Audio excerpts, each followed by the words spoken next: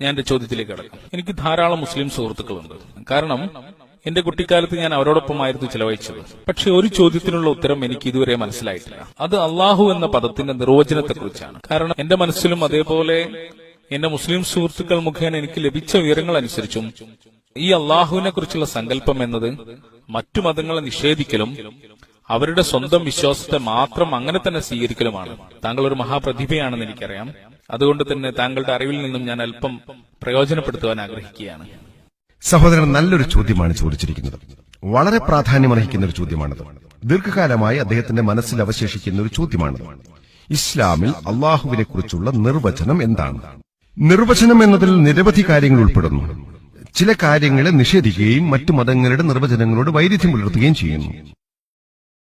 വാസ്തവത്തിൽ ഇസ്ലാമിൽ അള്ളാഹുവിന്റെ നിർവചനം, അള്ളാഹു അവൻ എന്താണെന്ന് പറയുന്നു, അവൻ എന്തല്ല എന്നും പറയുന്നു. ദൈവം ആരാണെന്നറിയുന്നത് പോലെ ദൈവം ആരല്ല എന്നറിയുന്നതും പ്രധാനമാണ്. അത് കാരണമായി ആരെങ്കിലും ഇന്ന ആളുകൾ ദൈവമാണെന്ന് തെറ്റായി വാദിച്ചാൽ അയാൾ വ്യാജ ദൈവമാണെന്നും അത് തെറ്റായ വാദമാണ് എന്നും മനസ്സിലാകും. ഖുർആനിലെ അധ്യായം 112 1 മുതൽ 4 വരെയുള്ള വചനങ്ങളിൽ പറയുന്നു, നബിയെ പറയുക, കാര്യം അള്ളാഹു ഏകനാണ് എന്നതാകുന്നു. അള്ളാഹു ഏവർക്കും ആശ്രയമായിട്ടുള്ളവനാകുന്നു. അവൻ ആർക്കും ജന്മം നൽകിയിട്ടില്ല, ആരുടെയും സന്തതിയായി ജനിച്ചിട്ടുമില്ല. അവന് തുല്യനായി ആരും ഇല്ലതാനും. ഇന്ന് അള്ളാഹുവിനെ കുറിച്ച് പരിശുദ്ധ ഖുർആനിൽ പറയപ്പെട്ട 4 വരികളിലായുള്ള നിർവചനമാണ്. ഇത് ദൈവശാസ്ത്രത്തിന്റെ ഉരക്കല്ലാണ്. ഒരു വ്യക്തി താൻ ദൈവമാണെന്ന് വാദിക്കുകയാണെങ്കിൽ അദ്ദേഹം ദൈവമാണോ അല്ലയോ എന്ന് പരിശോധിക്കാനുള്ള 4 വരികളിലായിട്ടുള്ള ലിറ്റ്മസ് പരീക്ഷണമാണ് ഈ അധ്യായം. ആ പരീക്ഷണം വിജയിച്ചാൽ ഞങ്ങൾ മുസ്ലിങ്ങൾക്ക് അദ്ദേഹത്തെ ദൈവമെന്ന് വിളിക്കുന്നതിൽ ഒരു പ്രശ്നവുമില്ല. ഒന്നാമത്തേത്, പറയുക അള്ളാഹു ഏകനാണ് എന്നതാകുന്നു. അള്ളാഹു ഏവർക്കും ആശ്രയമായിട്ടുള്ളവനാകുന്നു. അവൻ ആർക്കും ജന്മം നൽകിയിട്ടില്ല, ആരുടെയും സന്തതിയായി ജനിച്ചിട്ടുമില്ല. അവന് തുല്യനായ ആരുമില്ലതാനും. ഞാൻ നിങ്ങൾക്കൊരു ഉദാഹരണം പറഞ്ഞുതരാം. ഭഗവാൻ രജനീഷ് ദൈവമാണെന്ന് പറയുന്ന ചില മനുഷ്യരുണ്ട്. മുമ്പൊരിക്കൽ ഒരു ചോദ്യോത്തര വേളയിൽ ഒരു ഹിന്ദു സഹോദരൻ എന്നോട് പറഞ്ഞു, ഞങ്ങൾ ഹിന്ദുക്കൾ അദ്ദേഹത്തെ ദൈവമായിട്ട് കാണുന്നില്ല എന്ന്. ഹിന്ദുക്കൾ എല്ലാവരും അദ്ദേഹത്തെ ദൈവമായിട്ട് കാണുന്നുവെന്ന് ഞാൻ പറഞ്ഞിട്ടില്ല. ഒരുപാട് മനുഷ്യന്മാർ ഭഗവാൻ രജനീഷ് ദൈവമാണെന്ന് വാദിക്കുന്നു. ഞങ്ങൾ വിപരീതാർത്ഥത്തിൽ വരുന്ന നിഷേധാർത്ഥത്തിലുള്ള വാക്കുകൾ എന്തുകൊണ്ട് ഉപയോഗിക്കുന്നു എന്ന് കൂടി പറയാം. പറയുക അള്ളാഹു ഏകനാണ് എന്നത് ഒരു അംഗീകാരമാണ്. അള്ളാഹു ഏവർക്കും ആശ്രയമായിട്ടുള്ളവനാണ് എന്നതും ഒരു അംഗീകാരമാണ്. അവൻ ആർക്കും ജന്മം നൽകിയിട്ടില്ല, ആരുടെയും സന്തതിയായി ജനിച്ചിട്ടുമില്ല. ഇത് നിഷേധാർത്ഥത്തിലുള്ള വാക്കുകളാണ്. എന്തുകൊണ്ട് ഞങ്ങൾ ഇത്തരത്തിലുള്ള വാക്കുകൾ ഉപയോഗിക്കുന്നു? എന്തുകൊണ്ട് ഞങ്ങൾ ദൈവത്തിനെ വിശദീകരിക്കാൻ ഇങ്ങനെയുള്ള വാക്കുകൾ ഉപയോഗിക്കുന്നു? നമുക്ക് ഭഗവാൻ രജനീഷിനെ പരീക്ഷണത്തിന് വിധേയമാക്കാം. ആദ്യത്തേത്, പറയുക കാര്യം അള്ളാഹു ഏകനാണ് എന്നതാകുന്നു. ഭഗവാൻ രജനീഷ് ഏകനായിരുന്നു. ദിവ്യത്വം അവകാശപ്പെട്ട ഏക മനുഷ്യനായിരുന്നു അദ്ദേഹം. ദിവ്യത്വം അവകാശപ്പെട്ട 100ഓളം പേരുണ്ട്. ഇന്ത്യ എന്ന ഈ രാജ്യത്ത് 1000ഓളം പേർ ദിവ്യത്വം അവകാശപ്പെടുന്നു. 1000ഓളം പേർ തങ്ങൾ ദൈവമാണെന്ന് പറയുന്നു. ദിവ്യത്വം അവകാശപ്പെട്ടിട്ടുള്ളത് അദ്ദേഹം മാത്രമായിരുന്നില്ല. പക്ഷെ രജനീഷ് ഭക്തർ പറയും അദ്ദേഹം അതുല്യനായൊരു മനുഷ്യനായിരുന്നു, അദ്ദേഹം അദ്വിതീയനാണ് എന്നും അവർ പറയും. നമുക്ക് അടുത്ത പരീക്ഷണത്തിലേക്ക് പോകാം. അള്ളാഹു ഏവർക്കും ആശ്രയമായിട്ടുള്ളവനാകുന്നു, അഥവാ സ്വയം നിരാശ്രയനാകുന്നു. രജനീഷ് സ്വയം നിരാശ്രയനും മറ്റുള്ളവർക്ക് ആശ്രയമായിട്ടുള്ളവനുമായിരുന്നു. അദ്ദേഹം സമ്പൂർണനും അനശ്വരനുമായിരുന്നു. നമ്മൾ അദ്ദേഹത്തിന്റെ ജീവചരിത്രം വായിക്കുമ്പോൾ നമുക്ക് കാണാൻ സാധിക്കുന്നത് എന്തെന്നാൽ ഭഗവാൻ രജനീഷ് ആസ്മ രോഗത്തിനടിമയായിരുന്നു. അദ്ദേഹത്തിന് ഡയബറ്റിസ് മെലൈറ്റിസും തീക്ഷ്ണമായ നടുവേദനയും ഉണ്ടായിരുന്നു. ചിന്തിച്ചു നോക്കൂ, സർവശക്തനായ ദൈവം ആസ്മയും ഡയബറ്റിസ് മെലൈറ്റിസും തീക്ഷ്ണമായ നടുവേദനയും അനുഭവിക്കുന്നു. ചിന്തിച്ചു നോക്കൂ.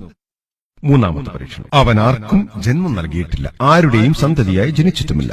ഭഗവാൻ രജനീഷ് മധ്യപ്രദേശിലാണ് ജനിച്ചതെന്ന കാര്യം നമുക്കെല്ലാവർക്കും അറിയാം. അദ്ദേഹത്തിന് ഒരു അമ്മയും അച്ഛനും ഉണ്ടായിരുന്നു. 1981 അദ്ദേഹം അമേരിക്കയിലേക്ക് പോയി. എന്നിട്ട് 1000ഓളം അമേരിക്കക്കാരുമായിട്ടൊരു യാത്രയ്ക്ക് പോയി. ഒറിഗോൺ എന്ന സംസ്ഥാനത്തിൽ അദ്ദേഹം രജനീഷ് ഭവൻ എന്നൊരു പുതിയ കേന്ദ്രം തുടങ്ങി. പിന്നീട് അമേരിക്കൻ ഭരണകൂടം അദ്ദേഹത്തെ അറസ്റ്റ് ചെയ്തു തടവിലാക്കി. അമേരിക്കൻ ഭരണകൂടം തനിക്ക് വിഷം നൽകിയെന്ന് രജനീഷ് ആരോപിക്കുന്നു. സർവശക്തനായ ദൈവം പതുക്കെയുള്ള വിഷബാധയ്ക്കടിമപ്പെടുന്നു എന്ന കാര്യമൊന്ന് ചിന്തിച്ചു നോക്കൂ. 1985 അമേരിക്കൻ ഭരണകൂടം അദ്ദേഹത്തെ രാജ്യത്തു നിന്നും പുറത്താക്കി. അദ്ദേഹം ഇന്ത്യയിലേക്ക് മടങ്ങി. അദ്ദേഹം പൂനെ പട്ടണത്തിലെത്തി. അവിടെ അദ്ദേഹം തന്റെ കേന്ദ്രം പുനരാരംഭിച്ചു. അതിനെ ഇന്ന് ഓഷോ സമൂഹം എന്നാണ് വിളിക്കുന്നത്. ഇന്ന് നിങ്ങൾ ഓഷോ സമൂഹം സന്ദർശിക്കുകയാണെങ്കിൽ അദ്ദേഹത്തിന്റെ സമാധി സ്ഥലത്ത് പോയാൽ അവിടെ അദ്ദേഹത്തെ ദഹിപ്പിച്ച ചാരം സൂക്ഷിച്ചു വെച്ചതായിട്ട് കാണാം. അദ്ദേഹത്തിന്റെ സമാധി സ്ഥലത്ത് ഇപ്രകാരം എഴുതി വച്ചിരിക്കുന്നതായും കാണാം: ഓഷോ ഭഗവാൻ രജനീഷ്. ഓഷോ ഒരിക്കലും ജനിച്ചിട്ടില്ല, ഒരിക്കലും മരിച്ചിട്ടില്ല. പക്ഷേ 1931 ഡിസംബർ 11 മുതൽ 1990 ജാനുവരി 19 വരെ ഭൂമിയെ സന്ദർശിച്ചു. ഒരിക്കലും ജനിച്ചിട്ടുമില്ല, മരിച്ചിട്ടുമില്ല. പക്ഷേ 1931 ഡിസംബർ 11 മുതൽ 1990 ജാനുവരി 19 വരെ ഭൂമിയെ സന്ദർശിച്ചു. എന്നാൽ അവർ അദ്ദേഹത്തിന്റെ സമാധി സ്ഥലത്ത് എഴുതാൻ മറന്നത് അദ്ദേഹത്തിന് 21 വ്യത്യസ്ത രാജ്യങ്ങളിലേക്കുള്ള വിസ നിഷേധിക്കപ്പെട്ടിരുന്നുവെന്നതാണ്. സർവശക്തനായ ദൈവം ഭൂമിയിൽ വന്നിട്ട് വ്യത്യസ്ത രാജ്യങ്ങൾ സന്ദർശിക്കാൻ വിസ വേണമെന്നതിനെ കുറിച്ചൊന്ന് ചിന്തിച്ചു നോക്കൂ. അവസാനത്തെ പരീക്ഷണമായ അവന് തുല്യനായി ആരുമില്ല താനും എന്നത് വളരെ കർശന സ്വഭാവമുള്ളതാണ്. ഈ നിബന്ധന പാലിക്കാത്തയാൾ ദൈവമല്ല. ഭഗവാൻ രജനീഷിനെ പറ്റി നിങ്ങൾക്കറിയാമായിരിക്കുമല്ലോ.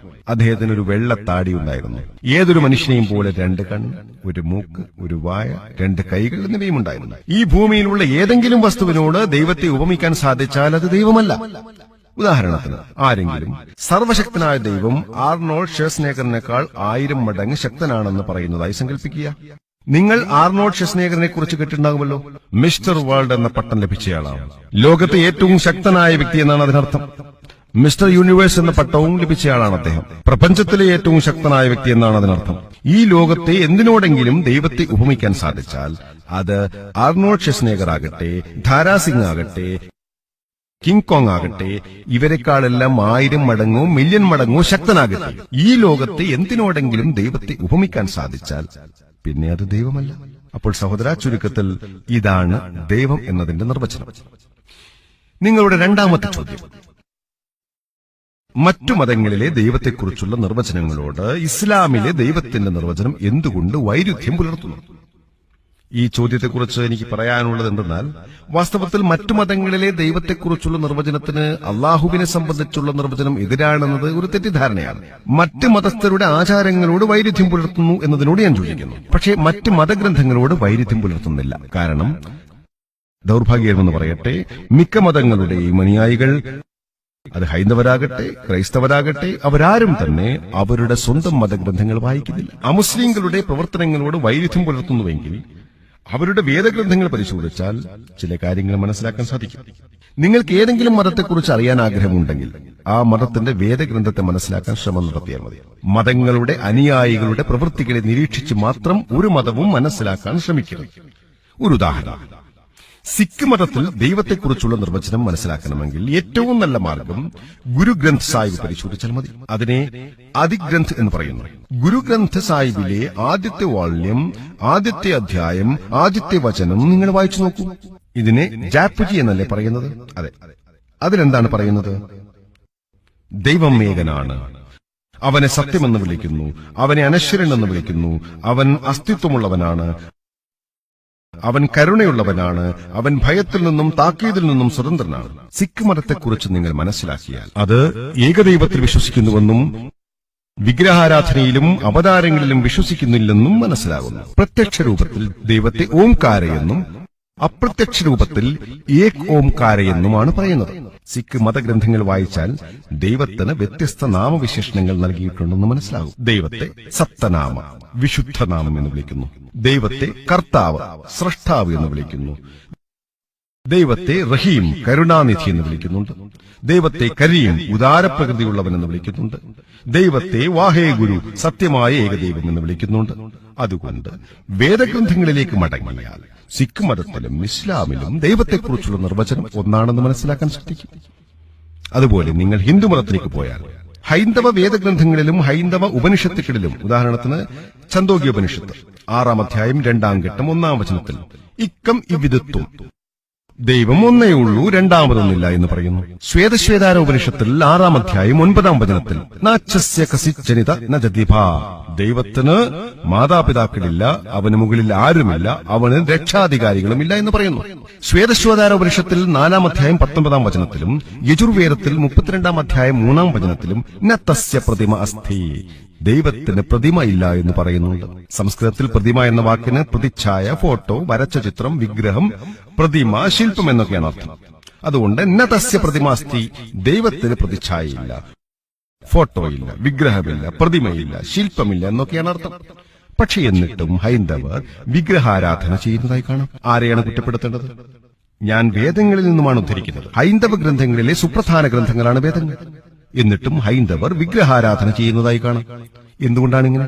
കാരണം ഹൈന്ദവ പണ്ഡിതന്മാർ പറയും, സഹോദര സാക്യർ, കുറഞ്ഞ നിലവാരത്തിൽ അന്തർബോധമുള്ള ജനങ്ങൾക്ക് ഈ നിർവചനം മനസ്സിലാകില്ല.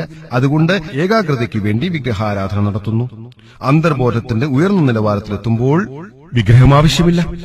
ഞാൻ ഈ ഹൈന്ദവ പണ്ഡിതന്മാരോട് പറയുന്നു, ഞങ്ങൾ മുസ്ലിങ്ങൾ ഏകാഗ്രതയുടെയും അന്തർബോധത്തിന്റെയും ഉയർന്ന തട്ടിലെത്തിക്കഴിഞ്ഞിരിക്കുന്നു. ഇത് ഹൈന്ദവതയുടെ അടിസ്ഥാന കാര്യമാണ്, വേദങ്ങളുടെ അടിസ്ഥാനമാണ്. ആര്യസമാജിനെ പോലെയുള്ള ചില ഹൈന്ദവ സംഘങ്ങൾ വിഗ്രഹാരാധന നിഷേധിക്കുന്നവരാണ്. അതുപോലെ ക്രൈസ്തവ മതത്തിലേക്ക് പോയാൽ ക്രൈസ്തവ വേദങ്ങൾ വായിച്ചു നോക്കിയാൽ അവയും വിഗ്രഹാരാധനയ്ക്കെതിരാണെന്ന് മനസ്സിലാക്കാൻ സാധിക്കും. എന്നിട്ടും കത്തോലിക്ക ക്രിസ്ത്യാനികൾ ദൈവത്തിന്റെ വിഗ്രഹമുണ്ടാക്കുന്നു. അവർ യേശു ദൈവമാണെന്ന് പറയുന്നു. ജൂഡായിസം പരിശോധിച്ചു നോക്കൂ. ക്രൈസ്തവ വേദഗ്രന്ഥങ്ങൾ പരിശോധിച്ചു നോക്കിയാൽ യേശുവിന്റെയും ഇസ്ലാമിന്റെയും അധ്യാപനങ്ങൾ ഒന്നാണെന്ന് മനസ്സിലാകും. പക്ഷേ യേശു ദിവ്യത്വം അവകാശപ്പെട്ടിരുന്നുവെന്നാണ് മിക്ക ക്രിസ്ത്യാനികളും അവകാശപ്പെട്ടിരുന്നത്. പക്ഷേ ബൈബിൾ വായിച്ചു നോക്കൂ. യേശു സ്വയം ഞാൻ ദൈവമാണ് എന്നോ എന്നെ ആരാധിക്കൂ എന്നോ പറയുന്ന സംശയരഹിതമായിട്ടുള്ള ഒരു ബൈബിൾ വചനം പോലുമില്ലെന്ന് മനസ്സിലാകും. ഏതെങ്കിലും ഒരു ക്രിസ്ത്യാനിക്ക് യേശു സ്വയം ഞാൻ ദൈവമാണ് എന്നോ എന്നെ ആരാധിക്കുന്നു എന്നോ പറയുന്ന സംശയരഹിതമായിട്ടുള്ള ഒരു ബൈബിൾ വചനമെങ്കിലും കാണിക്കാൻ സാധിച്ചാൽ ഞാൻ ഇന്ന് ക്രിസ്ത്യാനിയാകാൻ തയ്യാറാണ്. വാസ്തവത്തിൽ നിങ്ങൾ ബൈബിൾ വായിക്കുകയാണെങ്കിൽ യോഹന്നാൻ സുവിശേഷം 14:28 യേശു പറയുന്നു, പിതാവ് എന്നേക്കാൾ വലിയവനാണ്. യോഹന്നാൻ 10:29 യേശു പറയുന്നു, എന്റെ പിതാവ് എല്ലാവരേക്കാളും വലിയവനാണ്. മത്തായി 12:28 യേശു പറയുന്നു, ദൈവാത്മാവിനെ കൊണ്ടാണ് ഞാൻ പിശാചുക്കളെ ബഹിഷ്കരിക്കുന്നത്. ലൂക്കോസ് 11:20 യേശു പറയുന്നു, ദൈവകരം കൊണ്ടാണ് ഞാൻ പിശാചുക്കളെ പുറത്താക്കുന്നത്. യോഹന്നാൻ 5:30 യേശു പറയുന്നു, സ്വമേധയാ ഒന്നും ചെയ്യാൻ എനിക്ക് സാധിക്കുകയില്ല, ഞാൻ ശ്രവിക്കുന്നത് പോലെ ഞാൻ വിധിക്കുന്നു. എന്റെ വിധി നീതിപൂർവകമാണ്, കാരണം എന്റെ ഇഷ്ടമല്ല, എന്നെ അയച്ചവന്റെ ഇഷ്ടമാണ് ഞാൻ അന്വേഷിക്കുന്നത്. ആരെങ്കിലും തന്റെ ഇഷ്ടമല്ല ദൈവത്തിന്റെ ഇഷ്ടമാണ് താൻ നടപ്പാക്കുന്നത് എന്ന് പറഞ്ഞാൽ അയാളൊരു മുസ്ലിമാണ്. അതുകൊണ്ട് യേശു ക്രിസ്തു ഒരു മുസ്ലിമായിരുന്നു. അദ്ദേഹം ദിവ്യത്വം അവകാശപ്പെട്ടിട്ടില്ല. അപ്പോസ്തല പ്രവൃത്തികൾ 2:22 വ്യക്തമായി തന്നെ പറയുന്നുണ്ട്, ഇസ്രായേൽ ജനങ്ങളെ ഈ വാക്കുകൾ കേൾക്കുവിൻ. നിങ്ങൾക്കറിയാവുന്നതുപോലെ ദൈവം നസറായനായ യേശുവെന്ന മനുഷ്യനെ താൻ അവൻ വഴി നിങ്ങളുടെ ഇടയിൽ പ്രവർത്തിച്ച മഹത്തായ കാര്യങ്ങളെക്കൊണ്ടും തന്റെ അത്ഭുത കൃത്യങ്ങളും അടയാളങ്ങളും കൊണ്ടും നിങ്ങൾക്ക് സാക്ഷ്യപ്പെടുത്തി തന്നു. അതുകൊണ്ട് നിങ്ങൾ ബൈബിൾ വായിക്കുകയാണെങ്കിൽ ജൂദായിസത്തിലും ക്രൈസ്തവതയിലും ഏകദൈവ വിശ്വാസമാണ് പറയുന്നത് എന്ന് മനസ്സിലാക്കാൻ സാധിക്കും. പ്രതിച്ഛായയില്ലാത്ത ദൈവത്തെപ്പറ്റിയാണ് പറയുന്നത് എന്നും മനസ്സിലാക്കാൻ സാധിക്കും. നിയമാവർത്തന പുസ്തകം 5:7-8 വളരെ വ്യക്തമായി പറയുന്നു, ഞാനല്ലാതെ മറ്റൊരു ദൈവവും നിനക്കുണ്ടാകരുത്, നിനക്കായി ഒരു വിഗ്രഹവും ഉണ്ടാകരുത്. മുകളിൽ ആകാശത്തോ താഴെ ഭൂമിയിലോ ഭൂമിക്കടിയിലെ ജലത്തിലോ ഉള്ള ഒന്നിന്റെയും പ്രതിമ ഉണ്ടാക്കരുത്. നീ അവയെ കുമ്പിട്ട് ആരാധിക്കുകയോ സേവിക്കുകയോ ചെയ്യരുത്. എന്തെന്നാൽ നിന്റെ ദൈവവും കർത്താവുമായ ഞാൻ അസഹിഷ്ണുവായ ദൈവമാണ്. കൂടുതൽ വിവരങ്ങൾക്കായി എന്റെ മകന്റെ പ്രഭാഷണം കേൾക്കാവുന്നതാണ്. നാളെ വൈകിട്ട് എന്റെ മകൻ ലോകത്തിലെ പ്രധാന മതങ്ങളിൽ ദൈവത്തെക്കുറിച്ചുള്ള നിർവചനം എന്ന വിഷയം വിശദമായി ചർച്ച ചെയ്യുന്നുണ്ട്. അതേ വിഷയം ഞാനിപ്പോൾ ചുരുക്കി പറഞ്ഞതാണ്.